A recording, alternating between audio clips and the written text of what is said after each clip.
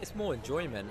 I love to run. It's like getting out there and testing yourself. And I suppose for me, competition, I'm a very competitive person. So yeah, just getting out there and doing the best I can do, really. I mean, it's the second year I've done it, and last year the crowds were amazing, and again there's loads of people out there, and it's just so good to see so many people out and about on the streets of Cambridge, really. And for me personally, I wasn't quite as fast as last year, but yeah, still ran pretty strong to win. So yeah, it's a good day out. Yeah, so I raced in the Saucony A6 today, which is a good racing flat. For the marathon, I'll probably wear the Fast Twitch, and day-to-day training, I wear the Triumph and Mirage. So a good mix of shoes, really. I like to keep them fresh and mix around. 7 weeks out now, and I wanted to give myself a good hard run out 7 weeks to go. So it fits perfectly, really. And just hopefully the next 7 weeks go to plan. So hopefully over the next 5 weeks I'll look to sharpen up a little bit, do a bit more speed work than I've been doing. I've been doing a lot of miles recently.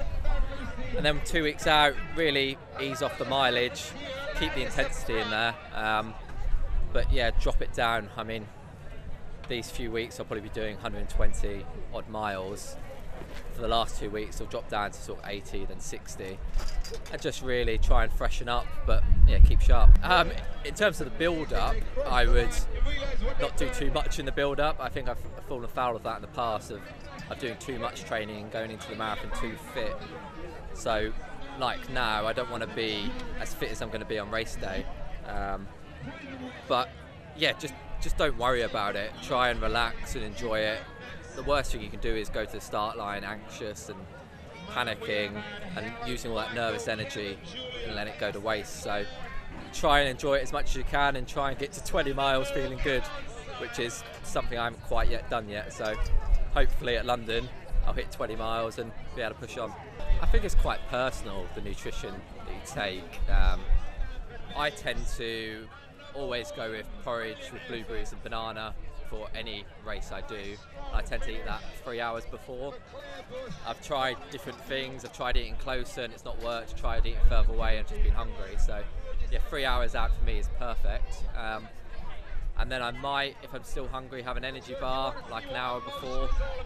But that's pretty much it. Don't overeat at breakfast. There's always a temptation to stuff yourself full because you're going to run 26 miles. But yeah, just eat enough that it's your normal routine, to be honest. And during the race, I try to drink every 5k. I have my drinks out every 5k, and I'll have my gels taped to them. I'll try and take probably 3 or 4 gels during the race. But again, it's quite personal. You've got to try it in training and see how you react to it, because it can quite easily cause a stitch if you have too much, and then you can obviously, die a death if you haven't had anything to eat at all. So yeah, it's completely personal, but definitely test it in training beforehand. So I suppose if I'm racing something full out, which isn't a marathon, I would tend to do a 2 mile warm up, which is just an easy jog for me. So probably three or 4 minutes slower than race pace per mile. And then do some drills and strides.